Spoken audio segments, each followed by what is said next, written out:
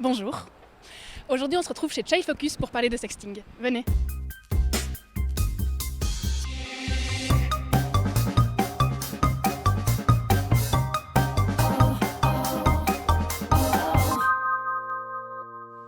Bonjour, entrez si vous voulez. Où est-ce que nous sommes et quelles sont vos missions? Alors ici, on est au sein des bureaux de Child Focus, donc à Bruxelles. Et en fait, Child Focus, c'est la fondation pour les enfants disparus et sexuellement exploités. Alors, qu'est-ce que le sexting? Alors le sexting, donc c'est le fait d'envoyer des photos, des vidéos, des messages à caractère sexuel via Internet ou les réseaux sociaux. Les adolescents font ça parce que ça fait partie tout simplement de leur développement sur le plan sexuel. Voilà, c'est comme ça qu'ils créent leur identité sexuelle et leur image corporelle aussi.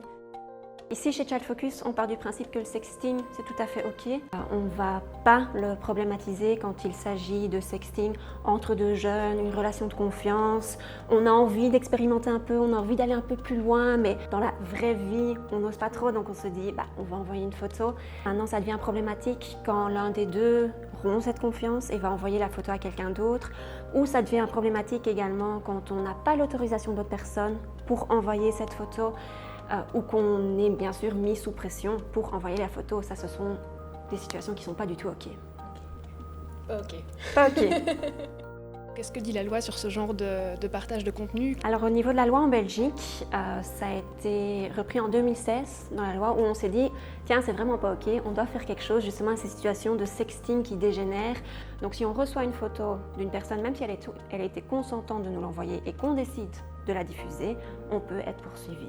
Il faut savoir que c'est un article de loi qui est aussi bien valable pour les mineurs que pour les majeurs. Et qu'est-ce qu'on risque donc si on diffuse des photos qui ne nous appartiennent pas et pour lesquelles on n'a pas l'autorisation de diffusion? Quand on est majeur, on tombe dans un système tout à fait classique au niveau de la justice et les peines encourues sont plus lourdes que quand on est mineur.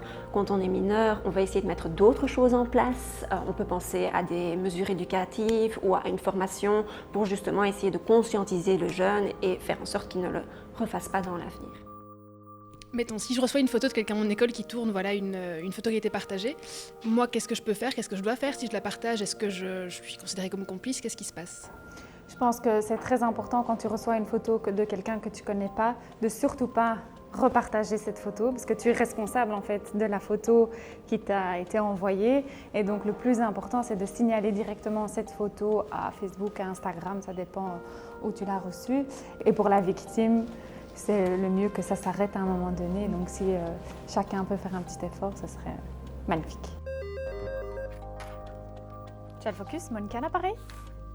Donc quand on a quelqu'un qui nous contacte par rapport à une situation de sexting, le plus important, voilà, c'est d'abord le soutien de la victime, donc voir comment elle se sent et puis voilà, lui dire qu'elle peut nous appeler à n'importe quel moment, qu'on est là 24 heures sur 24, 7 jours sur 7. Ce qu'on demande à la personne, c'est de faire des captures d'écran, de garder un maximum de preuves pour éventuellement après pouvoir aller à la police. Tu peux appeler Child Focus, on a le secret professionnel, mais donc en première instance, on ne va jamais contacter les parents. Après, nous, on est là pour te soutenir, donc on va essayer de trouver dans ton entourage des gens à qui tu peux parler pour que tu ne restes pas toi seul avec cette problématique. Est-ce qu'on peut supprimer définitivement des photos qui seraient retrouvées sur Internet sans l'accord, sans le consentement de la personne qui figure dessus, par exemple? On a des accords et des contacts avec des plateformes comme Facebook, Instagram, etc. Donc c'est possible effectivement de leur demander de retirer du contenu. Mais parfois quand ça a été diffusé trop largement, on peut pas toujours facilement savoir jusqu'où la photo a été parce que parfois c'est envoyé par des conversations privées, parfois les gens ont enregistré l'image ou la vidéo sur leur propre téléphone ou PC. Alors en tant que jeune, si on se pose des questions, si on est victime, est-ce qu'il y a des outils qui peuvent nous aider sur ce sujet?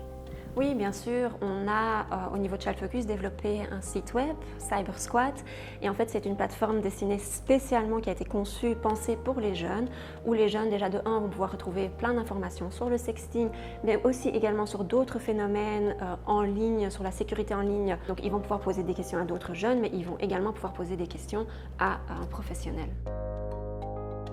Et est-ce que tu aurais un conseil à donner pour du sexting qui se passe bien? Tout à fait. Alors, la première chose, donc la règle d'or, c'est d'être le moins reconnaissable possible.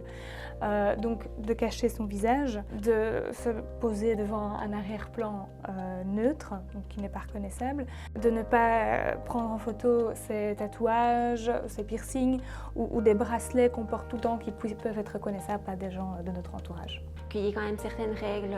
Oui, je vais t'envoyer une photo, tu as envie de recevoir ma photo, génial, mais qu'est-ce que tu vas en faire? J'ai envie qu'elle soit pour toi, pas pour tes amis, etc. Que ça aussi, cette confiance, qu'il y ait ce dialogue dans une relation où il y a des sextos qui sont envoyés. Il faut savoir que par rapport au sexting, il y a tout un changement de mentalité qui est en train de se faire. Il y a quelques années de ça, au niveau des parents, des professionnels, des enseignants, on pensait toujours que c'était la faute de la victime et qu'elle n'avait qu'à pas le faire.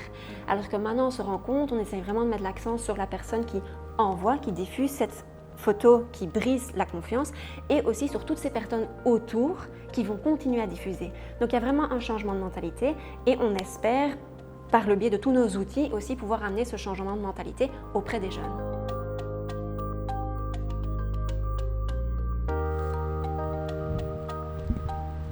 Alors, comme tu l'as vu, le plus important, c'est de ne surtout pas rester seul et en parler. Donc, parle-en à une personne de confiance autour de toi ou au 116 000 à Child Focus pour demander de l'aide.